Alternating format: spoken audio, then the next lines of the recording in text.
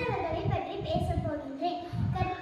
கர்மவீரர் காமராஜர் அவர்கள் 1903ஆம் ஆண்டு ஜூலை மாதம் 15ஆம் தேதியில் பிறந்தார். தமிழ்நாட்டில் விருதுநகர் மாவட்டத்தில் பிறந்தார். இவருடைய தந்தை குமாரசாமி நாடார் மற்றும் சிவகாமி அம்மாள் ஆவார். இவருடைய இயற்பெயர் காமாட்சி.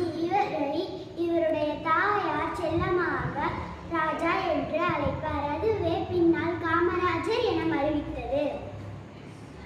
காமராஜர் அவர்கள் 16வது வயதிலேயே காங்கிரஸ் கட்சியில் இணைந்தார். காங்கிரஸ் கட்சியின் தலைவரான சத்தியமூர்த்தி அவர்களை அரசியல் குருவாக பணியாற்றார்.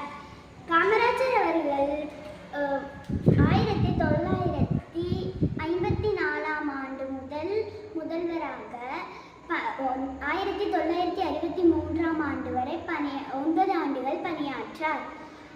இவர் கட்சியில் மூடியிருந்த 600 பள்ளிகளை தொடங்கி வைத்தார். மேலும் 17,000 பள்ளிகளை தொடங்கி வைத்தார்.